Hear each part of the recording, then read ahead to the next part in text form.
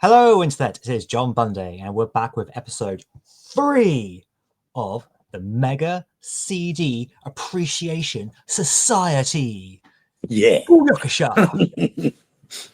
And I have with me my co-hosts, and to my left or right, depending on your point of view, we have the Retro Martin.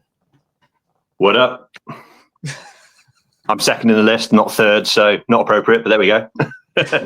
And below me, we have the one, the awesome, the Evesham Gamer. Yeah. Thank you very much, fans. Sort of. Something like that. Take that instead. And if people haven't switched off because of that cringe fest, then thank you for staying.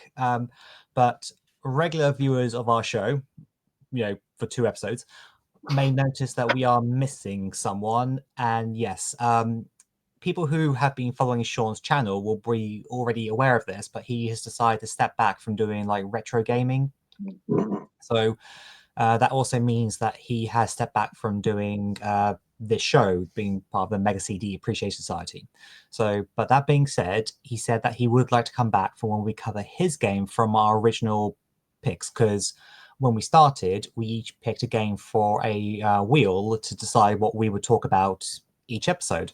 And so we haven't covered Sean's yet, but he said we'd like to come back. So as long as there's no scheduling conflicts, then that should hopefully work. So yeah, but it's we're gonna miss having Sean here, because it was nice having like lots of like different opinions and different experiences with the console. So, but hopefully going forward, we might have other guests come and join on if they would like to join us. So we'll see how we go. But we just need to try and, I guess, get through the final 2 games of original list and then see where we go from there. So, but yeah, I guess the first thing is, has anyone had any Mega CD pickups? Just me. So yeah, okay. I haven't picked up anything Mega CD related, except so there has been a recent remaster of 2 games, Luna, Silver Star, and Eternal Blue. So I don't have a physical because I bought it on Steam, but long-time viewers of my channel know that I got into doing my Mega CD conversions because of wanting to play these 2 games in particular. So, I mean, that remaster collection is based off of the PlayStation remakes of the Sega Mega CD ones. So that isn't like a remaster of, like, it will have completely different music, for example. They redid the music for the PlayStation game versus what was on the Mega CD. So, but because I've talked about the games so much, and I suppose the way I've told people, go and download them from my archive.org page. You don't have to pay anything for them, but download them. I felt that I should probably actually give some money to Game Arts now for it. So I was like, yeah, I may have told people to go and play these games in a way that's not less than legitimate, but I felt I should probably like pay Game Arts now. So yeah, so I guess that's really the only pickup I've had, and as we could see, Martin has also picked up the same, but I think you said that you might off screen that you had something else to show off or talk about, maybe. Yeah, I've got a few things. Just a point to make out. This is the very first episode we've recorded where we're all over 40. Just to really. I'm not over 40. Are you not? No. I thought you were older than me. What the hell? I think that's where the family fortunes buzzer comes in, doesn't it? Perhaps. Whoops. I didn't know that either. When were you born? So May 1987. So my birthday is next month. Well, actually, I could have sworn that you said you were older than me. Maybe. I mean, maybe it might be like we were having a debate about something. It's like, oh, I'm older, so. All right, well, scratch what I previously said then, of course. But yes, I've turned 40, so I'm now officially an old grumpy man. So, and I thought I'd start the episode by wearing the old Snatch t-shirt as well, just because, it's cool. So yes, I do have a few pickups. Obviously, I've got the Luna Remastered collection that we just showed off because I don't do digital. Amusingly enough, I got a couple of Japanese Mega CD games. I picked up Shining Force CD and Luna, the Silver Star, funnily enough. I then also got one of these. Which has more and different Mega CD games. So it loses Echo 2. It's only got the first Echo on the Mega CD. But there's a bunch of other ones on it that we didn't have in our one. So stuff like the Wonder Mega Collection, Popful Mail, Sangokushi 3, which I think you've just translated the fourth one on the 32X, John. We'll come to that in a bit. Yeah, and more importantly, it's got both Luna games as well. I know, because when I pre-ordered this, I expected it to have those games, but no.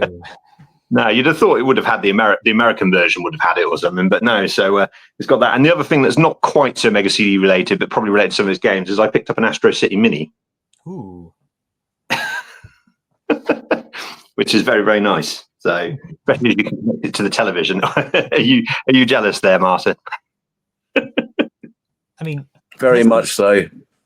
Twice you did it, and then John chose his, and then you get that out, and then it's just like, yeah, I've been meaning to get them myself, and I'm just like, I've been holding back, and then I've spent so much money on other things that it's just like, yeah, I could have bought them, but I didn't. So it's my fault, really. So I'm going to look forward to seeing videos from you guys. Cost me just a little bit more than, well, about the same actually as what the PAL one did. I managed to get it at the same time as the two Mega CD games I got for about 120, which I thought was quite reasonable considering it was coming from Japan, and it was a few years down the line as well. So I got really lucky with that. The Astro City Mini, the lovely limited run games, had a sale on, and it cost half price. Because the Sega guys talked about that. It was only about like 40 quid or something like that. So it was really, really cheap. Oh, you should let me know about that. I mean, I see it on Amazon for about 150 quid, I think it is. Something like that. Sorry, mate. I thought I'd mentioned it, so I do apologise. No, it's fine. It's fine. To be fair, the only reason I would ever get one of those is for the Golden Axe. That's on Golden Axe, the arcade version, the arcade one as well. Which never got home release. So there's a couple of good ones on there that didn't get home releases, which it's worth it for. So awesome. So in which case, is that everything that you've picked up, Martin? Yes. I know I always seem to have massive lists, but that's it. I'm done. Cool. So Teg, how about you? So a bit like, actually, kind of, I guess it's a bit of an homage really to Sean, really, because the last time he did it, he only had one. And I've only got one, really. But before I show that, there's a couple of people that watch me, and they always like to hear that if I'm on the pop, and I'm on the pop. Right, so excuse me. So the only one that I picked up was Wolfchild. And we discussed this before. And I've never played it before, and I've been really enjoying it. Great game. Yeah. Well, excuse me. I remember in one of our previous videos that I mentioned about the fact that there's, I think we agreed, could be wrong. Was it Road Avenger, where it goes by Wolf Team? And I always thought there was something to do with this. Is it the Wolf Team do anything to do with this? I know Core Design are. I was going to say, I thought Wolfchild was purely Core Design and JVC because it's part of, it ties in with the game that we're talking about today. Yeah, there you go. Look. So for some reason in my head, there was a tenuous link between this and Wolf Team, but there isn't. So it's in my head. I'm a little bit cranky. So, but still, I've really enjoyed this. I got this complete, and it was a CEX lottery. There you go. So I was pleased to get that. You're going to hear it in your dreams, Martin. You're going to be like, Game Creative Staff, Wolfchild. Oh yeah. So yeah, look, for those people that like to see it, there you go, nice and complete. I don't particularly, well, I do care very much. The game is not complete, but that is the only Mega CD thing. I think, yeah, there's I haven't bought anything else. So yeah, very short and sweet for me. Cool. And I like to kind of throw these things in here just in case if people are interested. But in regards to things like Mega CD conversions, I haven't been doing much of that recently. But the guy who did the repros that I've I've showed off before, and so has Martin. He has been sending me some of the games that I haven't done, and so I can upload them. So they've now been added to the site. That included Annette Futanabe, and also, as of today, Cyborg 009. So, I mean, don't get me wrong, they've still got their Japanese dubs, so you won't understand what's being said. I mean, with Annette, I was beginning the process to do my own Bunday dub, but now that Limited Run are doing their own, then somebody I know is going to be, he's already ordered them from Limited Run, and will hopefully, please, give me a copy of the game image, and I'll rip the tracks and just chuck them into the game, and then we'll have an English version. So I don't mind selling my soul for us, John. It's fine. Cyborg 009, who knows? Because it's from the same, it's Wolf Team again, so maybe they might do a release of that. In which case, not a bad shooter though. To be fair, sorry, it's not a bad shooter, to be fair. I played it last year. Mm-hmm. Yeah, it'd be nice if we could get a dub. I mean, maybe now there is some kind of relationship between Wolf Team and Limited Run. Maybe they'll do other Mega CD games, or sorry, Sega CD games, because they're not Mega CD games, they're Sega CD. So, well, you remember when we last spoke? They did. There was that sort of Kickstarter, but not via Kickstarter, for the Ernest Evans trilogy that they did in Japan, which didn't hit its funding target. It looks like a lot of the backers still got some of their goodies with it, because I've seen some Japanese people toting their shirts and their prints and stuff like that they managed to get from it. So while I think the games didn't go ahead, I think they managed to get some of their bits and pieces, and it's only because of that I think Limited Run then did their own versions of the two. So it might be that if a Japanese company does a redo of some of the other ones, we might get those as well. Cool. Okay.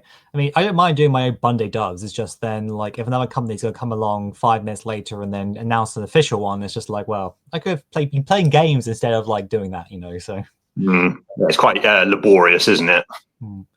And then the other thing that I haven't done it for the last couple of weeks because of Easter holidays and things, but that you already touched upon, Martin, was that I have started translating into English the only Japanese exclusive 32X game, which is Romance of the Three Kingdoms 4.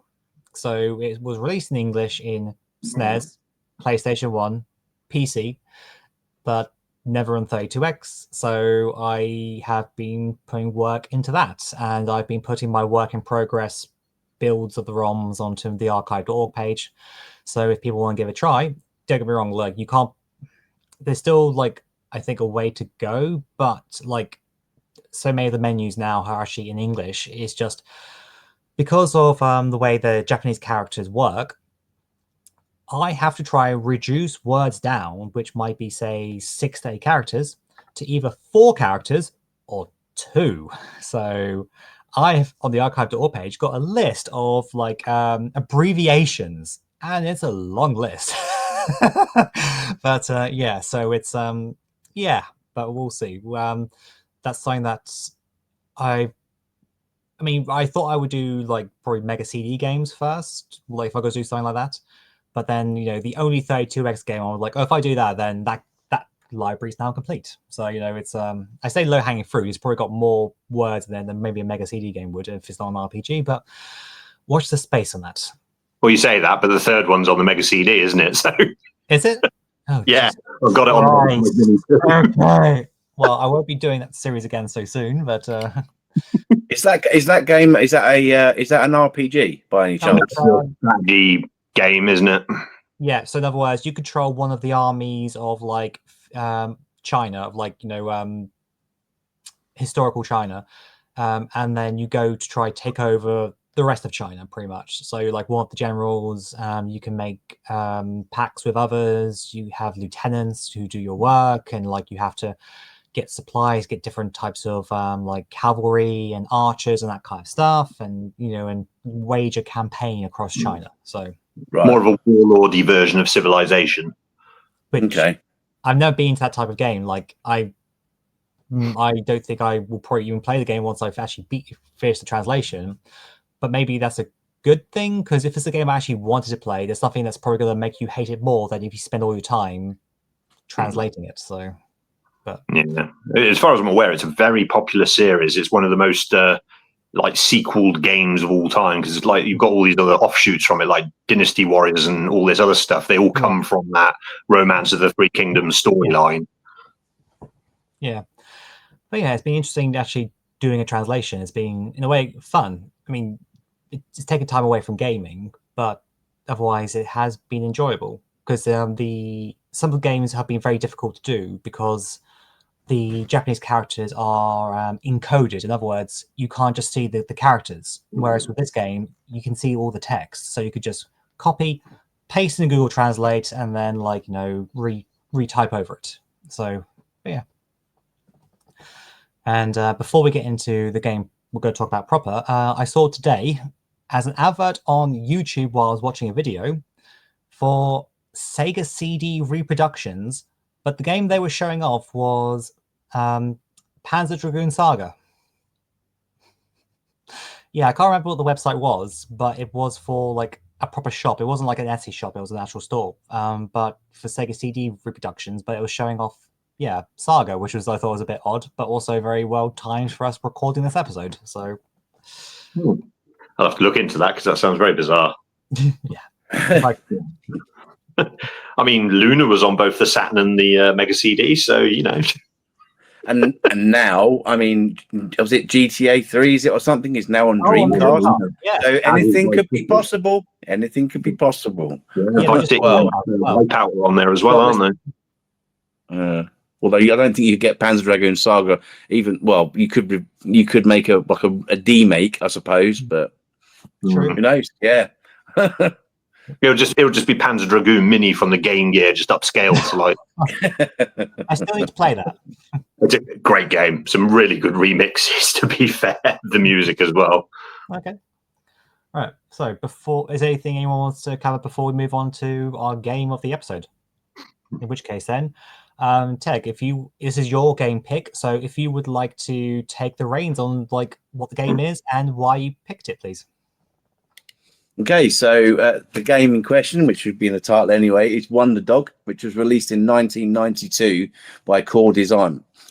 Wonder Dog was actually apparently going to be a mascot for the soon at the time to be released JVC Wonder Mega.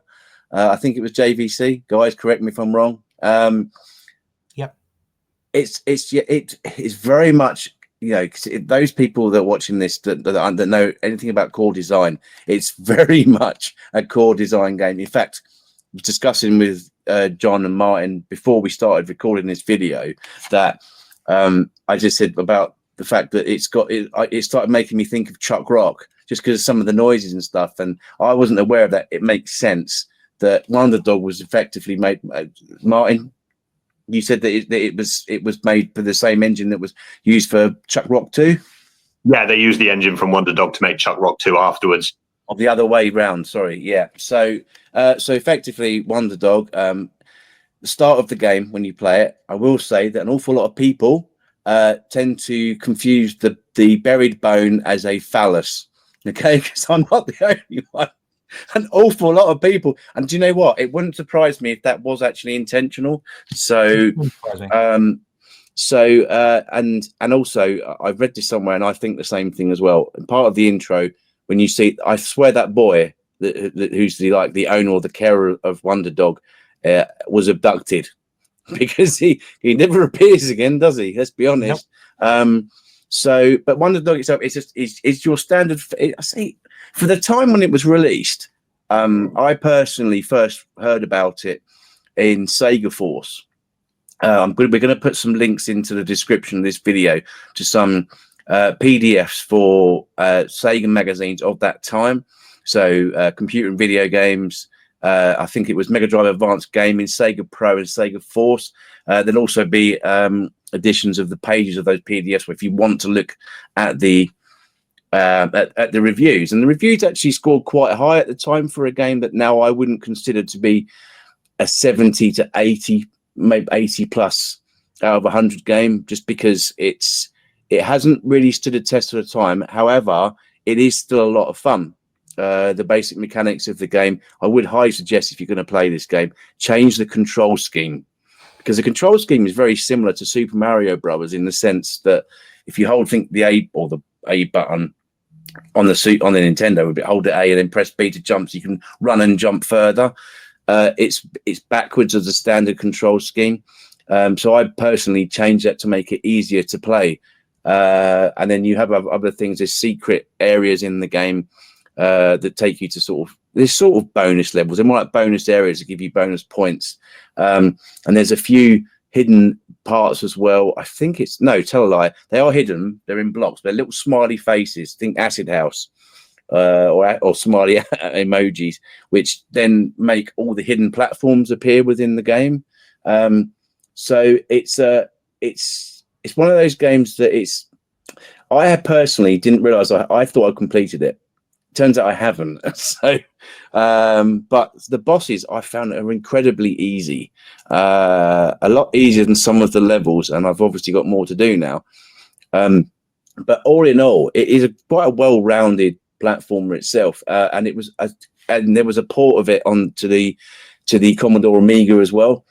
But it's been a game that it's one of the first games that I ever actually got on my original Mega CD, and I'm just ever so glad I've still got it. And now, because it's been brought to my attention that I hadn't completed the game, I've got more to do. So there we go.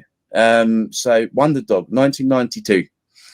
Guys, what do you want to say about that? I mean, obviously you've played it, but what do you think? What are your thoughts on this particular game and I guess core design as a whole? John, do you want to go first this time for a change? Well, I'm going to start showing from YouTube the Mega CD long play of it so that people can see, hopefully, so that what we're talking about. There we go. Long plays. So people can see, I've deliberately muted it so that it won't go over our voices. But one thing I wanted to talk about was I really enjoyed the music in this game, actually. That I don't know what you guys thought about it, but I played it a little while ago now, so I'm trying to remember my thoughts from then. But I remember actually really is it jazzy, the music that the game has, yeah. And I was just because it's Mega CD, it's CD audio quality, and so just I would say even if you don't necessarily want to play the game, just listen to the OST on YouTube and see what you think. So probably for a lot of the episodes that we do of this show, there's probably gonna be a lot of, wow, the music's really good in this, you should listen to it, listen to the OST. So but this is no different. So that's for me that one of the things that stuck out the most. But also when I first we decided we'd play Wonder Dog, I was thinking, what am I getting myself into with this? I don't remember Wonder Dog from the 90s, if I'm being honest. I probably would have read the review and saw the comic back when they did that, but that was decades ago now. But and then when I started playing it, I was thinking, okay, the design is interesting for Wonder Dog, as in the sense of this dog with one of those kind of caps on and throwing stars, but it all works. It's actually I think quite an enjoyable platformer. Like Tech said, it's not going to be it's not going to be a highly rated anymore. But I think if I actually was given, by the way, this because they're doing narration, that's why the scene hasn't changed. So on the video, actually I might move that along to have where the spaceship. Yeah. Good old YouTube. Gotta love the ads. Here you go. You can see a boy abandoning a dog. So if I had got this game as a kid, I think I would have really enjoyed just playing the platforming. I don't think I would have beaten it necessarily, because I don't think I was that good as a kid. I think I've got I've got Chuck Rock on the Mega Drive, and we had Chuck Rock 2 for the Master System, and I think we may have got to the final boss in Chuck Rock 2 after many tries, and I might have beaten Chuck Rock, but I can't honestly remember. Maybe I haven't, but yeah, it's just. But I think this I probably would have struggled just because of the quantity of the levels. And I think, okay, so each area or level or world, however you want to refer to it, has several acts. Some of the acts will have bosses, some won't. But if you have to use a continue, so say it tells you how many acts there are, but if you have to use a continue on, like you're on Act 3 of 3, you go back to the beginning of Act 1. So you have to redo all of that to get back to where you were. I know that probably would have really pissed me off at the time, like that having to redo 2 acts just to get back to where I was and probably lose continue again. I mean, if I had known about the level skip cheat, I would have abused that as a kid. There's no doubt about it. But yeah, so I think with all that rambling, hopefully I got some sense across. But it's like, oh, the colors. I think like we see right now, I think the colors are. I like rainbow colors generally, but I think the color scheme is actually really nice for this game. Yeah, I think everything you said there, Johnny, is pretty much spot on. I want to say as well. I don't know if it's just me, but on the box itself, yeah, I always thought he had an ice cream on his head. even in the game itself, there it looks similar. A friend of mine at the time, back then, well, it wasn't 92 when it came out when I got this, but at least sort of mid 90s, did say that he actually thought it was a dog turd on his head. It's a yellow one, but which would be apt, really. But no, it's just his hair that's been a bit twisty. But it's the things that you think of when you're young, when you're playing these things. As an adult, I don't think that anyone would think that. I think it's probably just a unique thing to me. But then again, there is the spaceship. So, yeah, no, that was yeah. Phallic. The phallic, yeah. It sounds like it's going to be something straight out of Spaceballs or something like that, you know. But as you can see, like now in the game, it starts off. This is the first level as well. There's an awful lot of just normal wildlife. I think you'll agree that later on in the game, it does get a bit bizarre. I think it's on I forget what level it is. No, it's the I call it the cheese level, but it's the space, the moon. And there's what look like, because the moon is made of cheese. I believe I've actually got it sitting here. What level is called? I think that's Looney Moon, and there's one big character that looks suspiciously like an oversized critter from the film Critters. I swear they got that idea from that, but you know, it's just me. That's just a hunch I have. But yeah. So no, thanks for that, John. What about you, Martin? I know that you've completed this, so I know that you've gone through and you've got a much better view on the rest of the game after the guy. I forget which boss it was. I thought it was the guy with the shotgun was the last boss, but I was wrong. And you've obviously got a better view of this. And obviously we've had some communication prior to this video about what you found. Tell us what you think. So just to go through things in turn, obviously you're talking about how colourful it is, and I agree completely. Like the amount of colour on display is amazing, because obviously we're obviously basing this on the Mega CD version, where the Mega CD actually gave the Mega Drive more color range, although it could still only display the same amount on screen at once. But that's probably why it's so colorful. I wonder if we went to the Mega Drive or the Amiga version, it might or might not be as colorful. So, but yeah, no, certainly there's a lot of variety in the levels. Like you've got the Canine Planet. There's that weird level in the middle where it's all just very lunatic stuff in the background as well, which is very British in its humor, isn't it? It's almost Monty Python-esque. I quite liked that one. It was an absolute arse from like a difficulty perspective, but it was really good visually. It's called Planet Weird. That's the one. Yeah.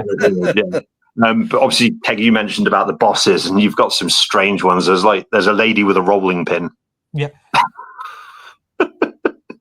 And a maid, the guy with the double barrel shotgun, and you got like canines driving tanks later on. It gets so bizarre, the bosses.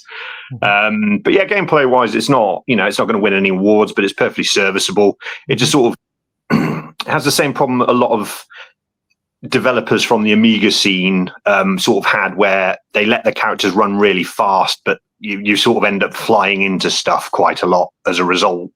Sort of James Pond did that quite a lot, and games like Bubsy as well, from Acclaim, like they all have that exact same problem. Just like there's a bit too much speed sometimes with very little design to get in the way. And it's funny you should mention the music, John, because the Mega CD music was done by a chap called Martin Iverson, who actually did the music for Chuck Rock 1 and 2 on the Mega CD, Wolfchild, Jag XJ220, and he also did the Master System versions of both Chuck Rocks as well, which is probably why you've got a bit of nostalgia for it. Okay. I can't see any more credits for him after Battle Core on the Mega CD, so I wonder if he went on to do other stuff after that. That's like the last thing I can see from him. But it's just all those sort of games from Core Design, so he might have been employed with Core Design at the time as one of their sort of like in-house musicians. So, you know, that might be why it sort of resonates with you a little bit, because it's quite familiar. Because I played the Game Gear version of Chuck Rock back in the day. That was sort of like the version I played. But because I didn't own it, I don't really remember too much about it. So, but yeah, as Teg said earlier, it's all right. It's a good enough game. Like if you got it in your stocking for Christmas, you'd be surprised with it. You'd think, yeah, it's not too bad, to be fair. But it's definitely not an 80% plus game by any stretch of the imagination. But perfectly serviceable, perfectly playable, completable in about 2 hours, as I proved last night when I completed it start to end. Used about 4 or 5 continues in the end, but once I sort of got in the swing of things, I didn't realize the first few times I played it that you could charge the star up to shoot it, which would shoot it straight up. And when you get used to doing that, the bosses become a bit of a joke at times, because you can just squirt stars all over the shop, and eventually they'll go down with you barely taking any damage. But the levels themselves are where the difficulty really is, because there's just so much going on in it. And with the stars not firing straight a lot of the time, it can be quite hard to aim, especially when you get to the latter levels and you've got spaceships going overhead that are dropping bombs on you. Oh, it becomes quite murderous by the last couple of stages. But yeah, a perfectly doable game. I mean, it was only my 3rd or 4th time playing it. I managed to complete it. So, you know, I don't know what that says about it, but yeah, but you can tell by the latter half of the game where the devs are like, okay, we've got people invested in it, you know, with the first couple of levels, the kids like enjoying the cutesy, like colorful, like places, like the kind of the wacky humor, and the then it's like, okay, right, well, we don't want you having a weekend rental, so you know, we're gonna up the ante here.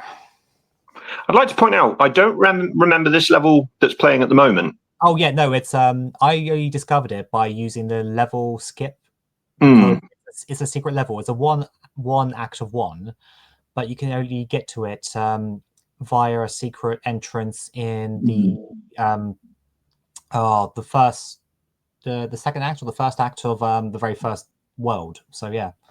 Oh, right, yeah. So it's good to know that the replayability then with some secret levels to play in. So, you know, that kind of works in its favor a little bit. And maybe that's why the magazines gave it a bit more of a score, because, you know, unlike something like, say, Sonic 2, which would come out a month or two later, which is a phenomenal game, but every playthrough is quite similar because there's not that many routes through it. You know, at least this gives you a little bit of difference if you go for the secret levels and stuff, maybe. Yeah, there's not like loads of secret levels. I think this might be the only one. There might be one more, but it's not like there's like a whole bunch of them, is what I'm trying to say. So if you think, oh, like every world is going to have something like this, it's not. It's in the minority. It's like I said, there's secret areas within the levels, but this is a secret level. That's why I was just like, what? You mean I've never seen? I've seen this, but I didn't realize that it was a secret level, and clearly it is. And so that's effectively news to me, which is a little bit embarrassing considering the fact that I chose this game. So you think I would know everything about it? Wait until you get to my selection. Yeah. That would be interesting. There's two secret levels. So there's this one, the underground, and there's another one called Moon Mines later on. So, you know, it gives you something to look out for. Well, I've definitely done Moon Mines. I know about that one. So that is cool. I was going to say, actually, whilst we're here, let me give you just whilst I've got them up here on my screen. So CVG gave this game a score of 82% out of 100. Okay. Mega Drive Advanced Gaming, well, they gave it an 88%.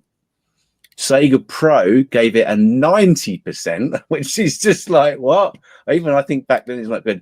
And finally, Sega Force, which was my favorite Sega magazine back in the day, gave it an 89%. So it was all very high scores. I still kind of a little bit taken back by that, because I'm not surprised. Because, I mean, like, I think like the presentation of the game, like when you see like normal Mega Drive games and you compare it to, we already discussed about like the level of color this game has. It looks so rich, and then you have like the quality of the soundtrack, and the gameplay is, you know, more than serviceable. And if they like, oh, discovered like secret areas and things, then for the time, okay, it has no multiplayer. And there's probably not a lot of replayability. Like if you never discovered, like, say, the secret levels, and then a friend of yours at school says, "Oh, did you discover that?" That will make you go back and replay it. But there's probably not going to be a lot of reason to come back once you have beaten it, unless if you're trying to get a higher score. So that works against it. But I definitely see why they would give it those kind of scores for that period of time, for 1992. You know. Well, you again think it's that microcomputer route, isn't it? James Pond 2 scored higher than Sonic 2 back in the day, because a lot of those magazine writers were from that microcomputer sort of school of thought, where those sort of games were what they wanted. So that also might have contributed. And it's also worth mentioning, for 1992, I know it's a Mega CD game, but the pixel art on it is very, very smooth. Mm-hmm. Yeah. The actual magazines were saying at the time that it's because I mean, the illustrations, etc., were just fantastic at the time. And not only that, the Mega CD, as we already know, it had Sega CD. It had very few games, and the exact wording of I think it's Sega Pro says this is one of the very few games that have been released for the Mega CD that puts the new technology to good use, which I think pretty much bang on, considering the fact that, you know, it's the game was released at, I don't know what the exchange rate would be now, the exchange rate, the what do they call it? What's the word? Sorry? I know exactly what you mean, and I'm trying to think what it's like.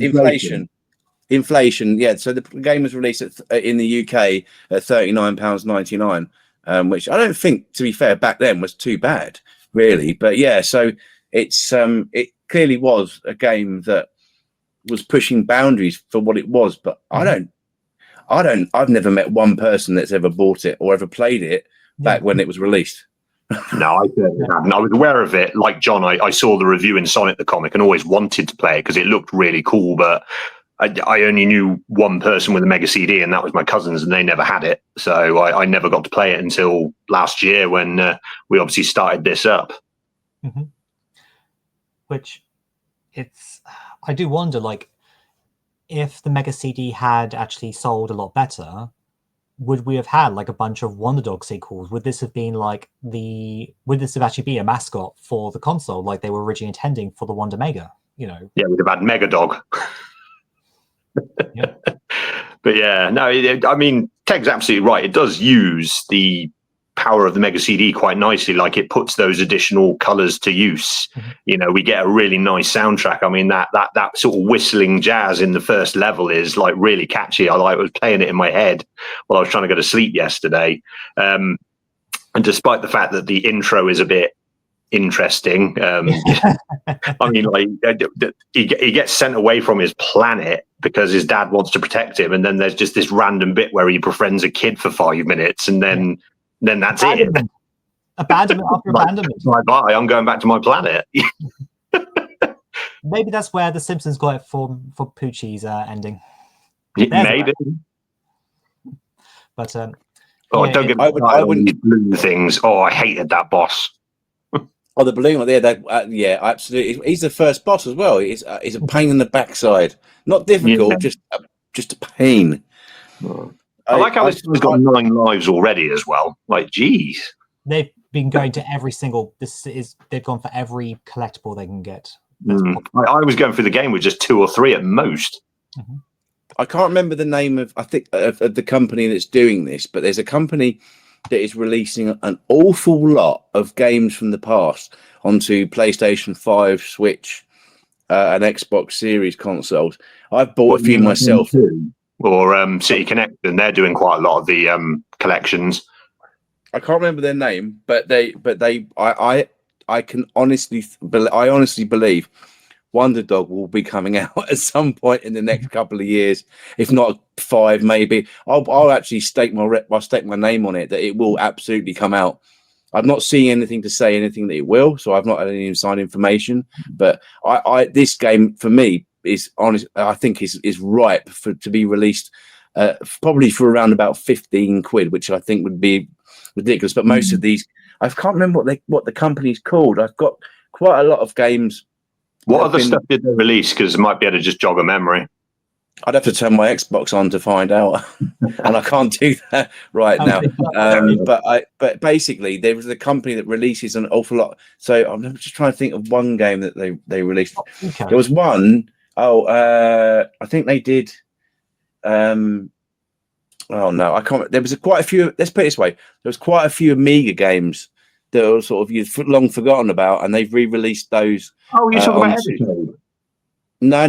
This is onto like Xbox, PlayStation, and Switch. There's nothing to do with that. They're just like either slight compilations but I mean, I've got, and it isn't Ratalaika games. I can tell you that much. They're Right. just, but there is a company that does it. So I wouldn't be surprised if this game does come out by these particular people. I will tell you the name after we finish this video because I remember them. No It's doubt. worth noting this game did come out in Japan first as well, before it released anywhere else. Yeah, but okay.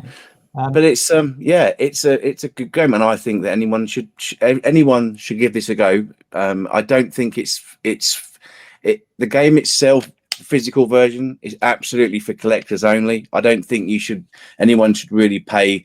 I mean, it's not an expensive game. I mean, in good condition like this one, you're probably talking, if you're lucky, if you're really, really lucky, in this condition, 40 quid. But on average, 50 to 70.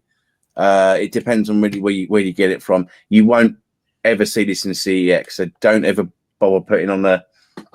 Well, I guess stranger things have happened, but in many years that I've been using the CEX app, I've never seen one come up and alert me that it's come up online. So, well, yeah, okay. If the current pricing, because I've just gone on CEX, if you buy it without manual, £40, with manual, £55, mint, £65. Not as bad as I would have expected. I mean, it is a very nice box, though. It's very colourful, so it looked good on a shelf. Like the picture they have on the site, I don't think does it justice compared to what you were holding up, Mark, Ted. So it's like when you were showing us earlier on, like, yeah, it looked gorgeous, but when I look at the pictures they've used the scans, it looks a bit more. I wonder what the Japanese box looks like, actually, because I bet that's probably quite wacky. I vaguely remember it being a white background with Wonder Dog on the front of it and loads of Japanese writing everywhere. That's how I remember it. It's the same image, to be fair. It's the same image on the Japanese box. I think Wonder Dog's more in the centre rather than the side. No, but it's quite similar, and same with the American one. But the American one's quite zoomed in with a really ugly red border. Yeah, American. Yeah, I really don't like Sega CD. The American ones, a lot of their cases, especially, they just butcher them, basically, in my opinion. But hey, you know, the I'll mention it again. Dolphis, like, what were they doing? We can't mention that without mentioning calling it Soul Feces, and then everyone actually goes, you know what, Soul Feces is actually a good shooter. Oh, it's a fantastic shooter. We'll appear on the show at some point. But so yeah, sorry, go on. No, I was just saying, like, while we're still on the level, like, I think like the background, like the very background where you have like those skyscrapers. I think that artwork again is like gorgeous. It uses the background rotation, doesn't it? Because it's got that sort of inward inverted look to it, which the Mega CD obviously gave the Mega Drive that capability. If you sort of look at it as it's moving, it's very warped. Sort of almost like it's using a bit of a Mode 7 style effect, which the Mega CD did obviously provide that. So it's nice because we talked about like what the review said in comparison to other Mega CD games, but when quite a lot of them were, oh, let's take this existing Mega Drive game, give it a CD quality soundtrack, and that's it. You can see why games like this would actually stand out. Where they're actually using the hardware rather not just the CD aspect. Yeah, I mean, I think even without the CD soundtrack or the intro, like it would still be quite a relatively enjoyable game to a degree. And there's plenty to collect. I'm just trying to think what level it was I was playing. I think it was Scrapyard.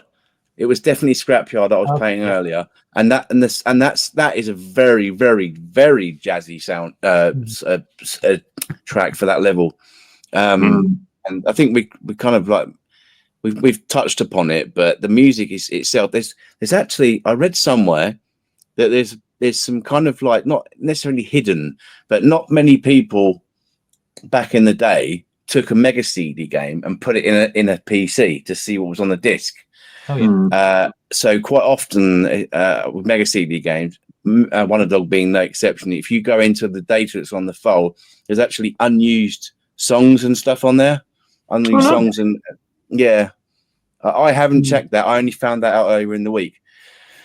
So another thing that I was like, oh, okay, I'm gonna have to do that soon. So fortunately, I bought myself, because a lot of PCs these days don't have a CD drive, but I'm pretty sure, John, you've got one with a CD drive. Can't speak to you, Martin, but I know John's in IT, so he must have.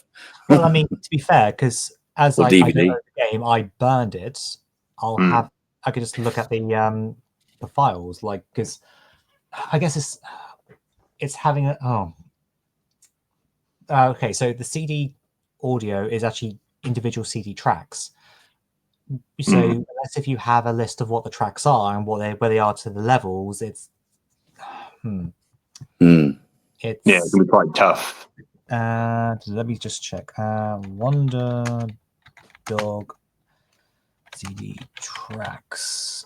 I think there's definitely content on the disc that you wouldn't know is there, so unused stuff. So I could be wrong about the CD tracks, because it depends. Yeah, if it's the CD tracks or if it's like with other tracks in the data.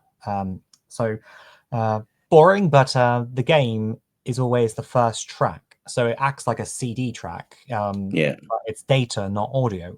Whereas with the Mega CD, all the CD quality sounds are individual tracks, like your usual ones. When you pick up a music CD, it's identical to that. It's just the very first track is data and can't be played through a CD player.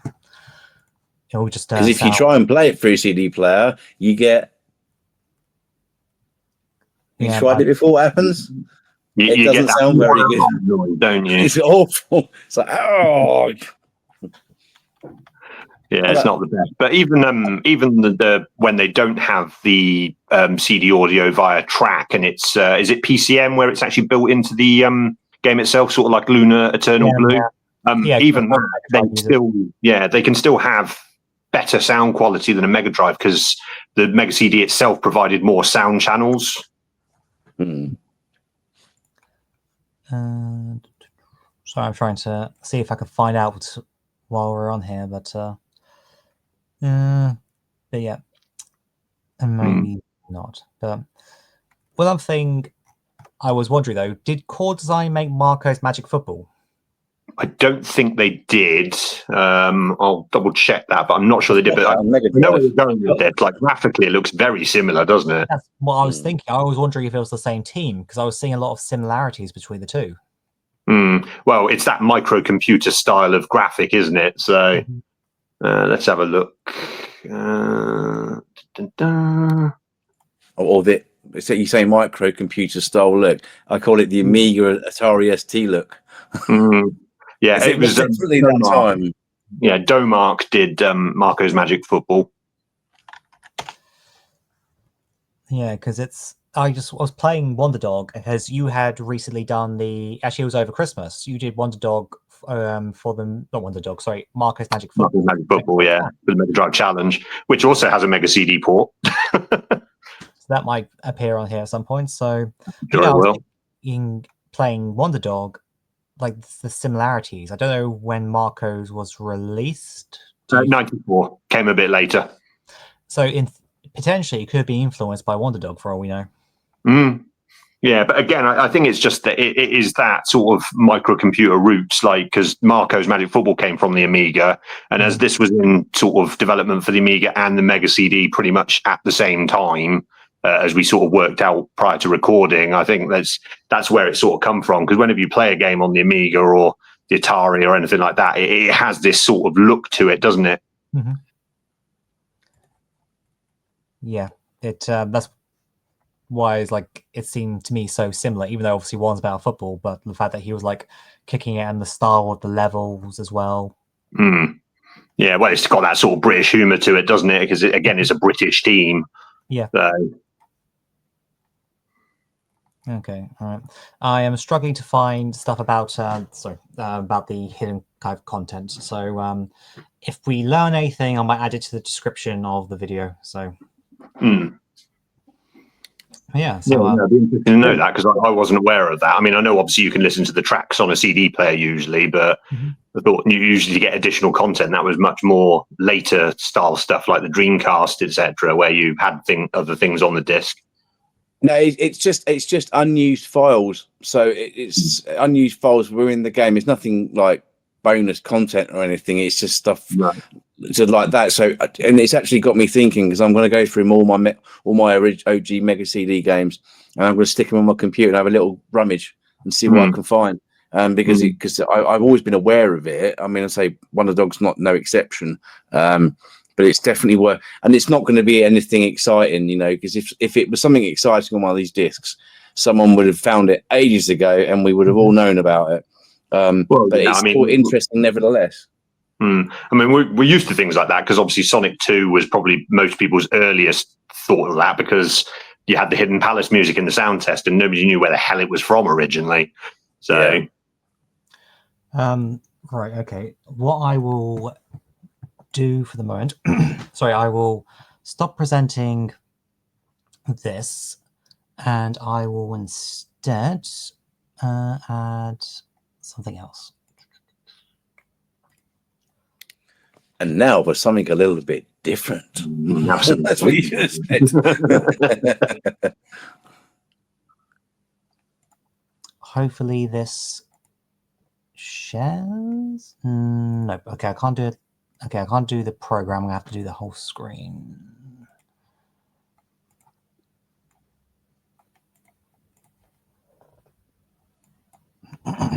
Okay. So there you go. What you're looking at is the program I use for extracting. When I do my Mega CD conversions, I use this to extract the data track so that I can convert it for PAL. And what you see here are all of the audio tracks. But if you actually click onto the data track, you get all of the files that are in the game, not the CD audio, but the actual files that make up the levels, any PCM tracks, all that kind of stuff. And then you also get things like the text to say like legal information, that kind of stuff. But so all the DATs are going to be so it'll be like cutscenes, and then you can see like the level data, level 2A, level 2B, 3A, 3B, all that kind of stuff. Map data, and so I'm not really, nothing is jumping out as being deliberately cut content, but we don't know what some of these stuff will necessarily translate to. For all we know, there could be a level here that we're not aware of, but I can't remember the how many acts for each one. But yeah, that's, if you were to open it up, this is what you would see, but it will be in the order. There you go. That will actually be the game order. Whereas before we were seeing it alphabetically. this is the order that is actually stored on the CD. So when the CD first goes in and starts spinning, this would be the very first file, and then everything after that. That's because if you have, sometimes CDs take ages to load because if it has to go to a far end of the disk to grab something. So if designers, if they do their job well, will put stuff next to each other if they want to, if it knows it's going to be accessed by it. In other words, moving from level 1 to level 2. They'll put them next to each other so they can quickly load.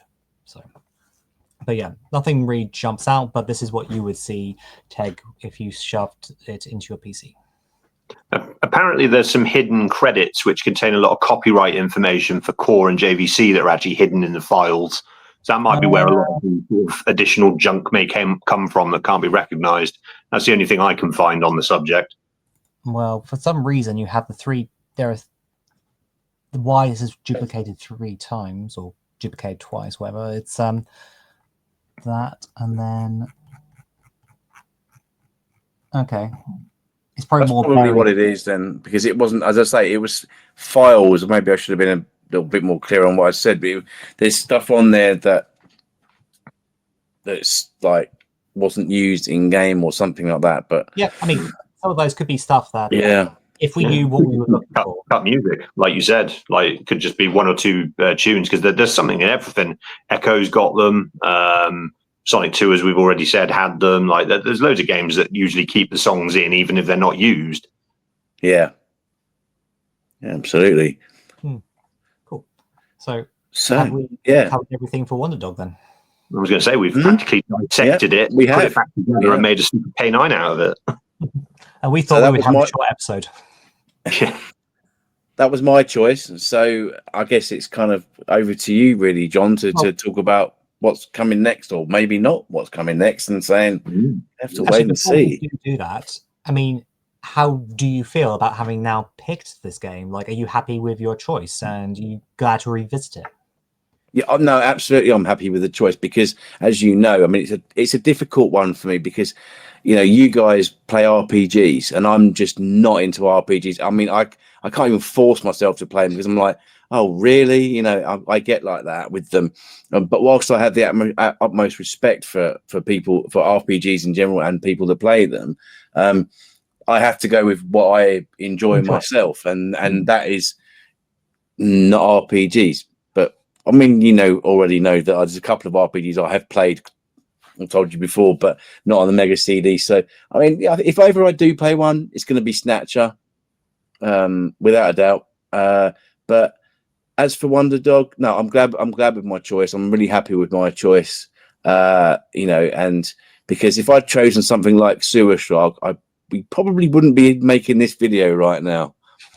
I mean, I've got or even Marky Mark make my video. Oh yeah, I'm looking forward to doing that one. I think, to be fair, having completed it yesterday and having a bit of a dissection of it, like now, I'm actually more fond of it than I probably was initially. So it's done a good thing. Like, I definitely class it as a very enjoyable game, which before I was just drawn to its colours as a child.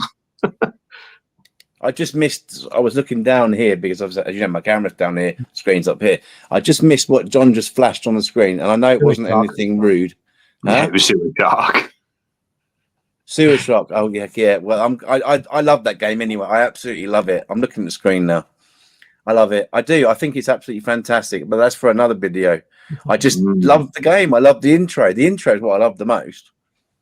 But we can do that for another video because I could go on about that for ages. We're going to find ourselves silly pilot names for that episode because I'm not being dog meat. Trouser Snake. No, we've done it with the spaceship and Wonder Dog. I'll do it for a little while. Brilliant. So I guess, do you have any additional thoughts on it, John? Like, have you found it better or worse since talking about it and playing it? Or so, I mean, I think now that some time has passed since I played it, and now going back over kind of my experience with it, I think I am. One thing I probably didn't think about was how my younger self would have thought about the game. I just thought about how I felt at the time. But really, we doing all these retro games is because we have the nostalgia for not necessarily the games we're playing now, but because we played those systems, or okay, we may not have had Mega CDs, or some of us didn't have Mega CDs as a kid, but we had Mega Drives, and that led us to the Mega CD. So then it's kind of an extension of the games, like say Chuck Rock. I have experience with that, and so then playing Wonder Dog is kind of, in a way, kind of similar to that. So I think a very long-winded way of saying, I think my younger self probably would have enjoyed this game a lot, and really that's probably something we should kind of try and think about as well, as like, how would our younger selves, where at the time of release, played this? Would we have actually enjoy it? Where we would thought, yes, this is better than Sonic 2, so yeah, it's. I just want to just lastly add to my point something that you made me think of then when you say, putting yourself in a position where how would your younger self feel about it? I know for a fact, even though I didn't have it as when this came out in 92, I did get it, as I say, a little bit later. I think it was about 95, something like that, maybe 96. No, it would have been about 94, 95. And I remember being obsessed with it. Yeah. It came out here in 94. We waited a long time to get it. It would have been 94 then, because I remember quite clearly being obsessed with getting this after seeing a review of it, as I say, in Sega Force. And I used to trace this very same picture. And I used to claim to my friends that I drew that. Not that I made it on the game, but when I showed them the drawing, I said, I drew that. And they're like, you must remember when you guys must have been over this when you were a kid. Maybe not, but for me personally, it was like everyone was always drawing and stuff, and if you did a drawing, you used to claim that you drew that freehand, and I did that, but I still used to be like, I used to draw Wonder Dog, trace him onto everything, and that's how strong he was for me as a mascot. I used to love him, but everyone was like, who's Wonder Dog? What's Wonder Dog?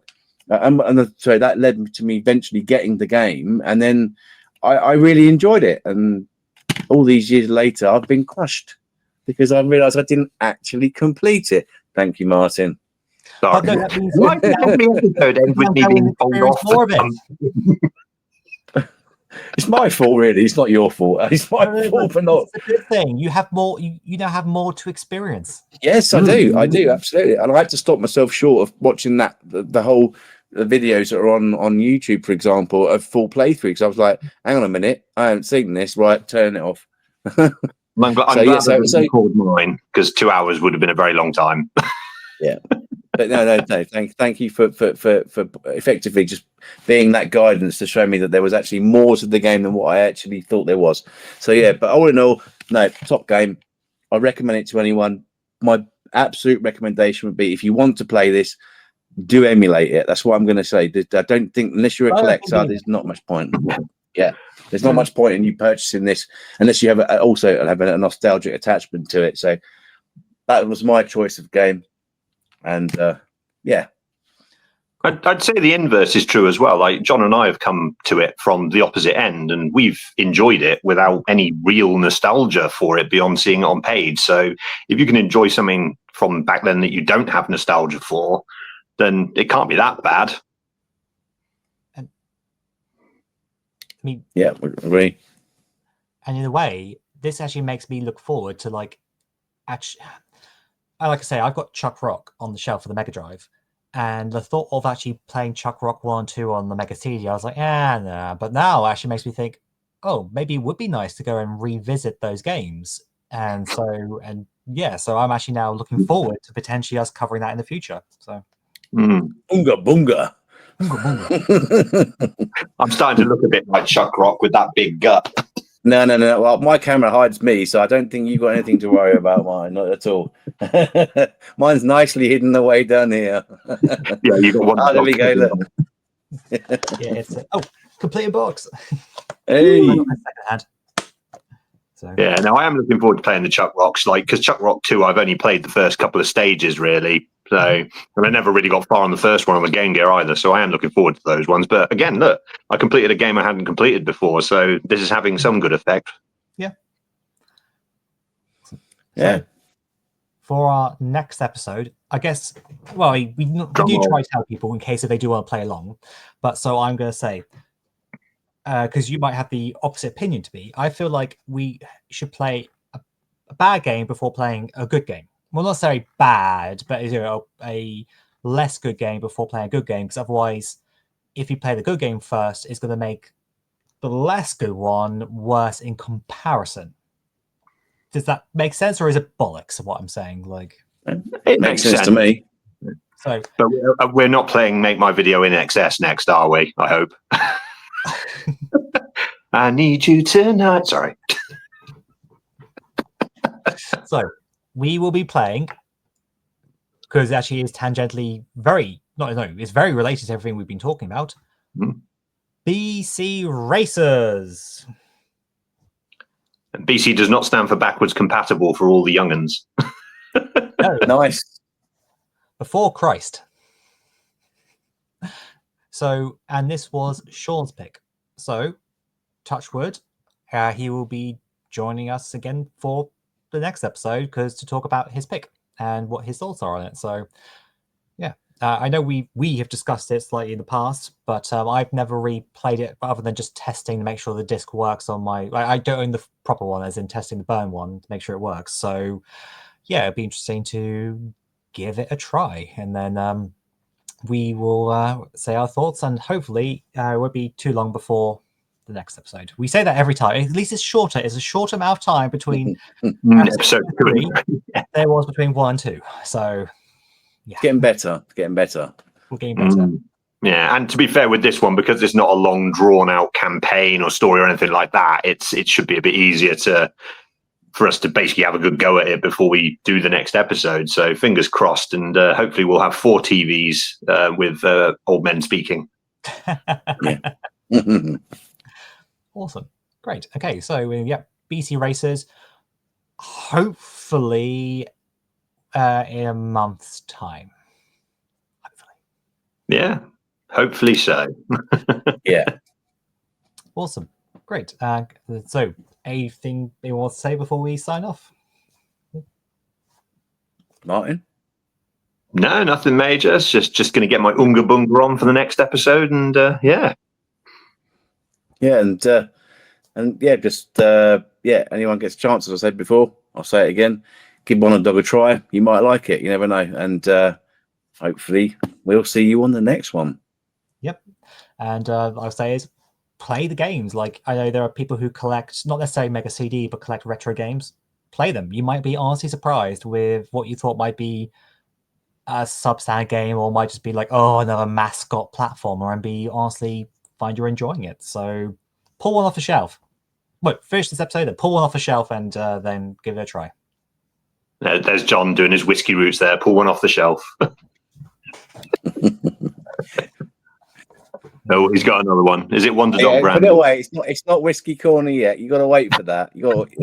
Although you have earned it though.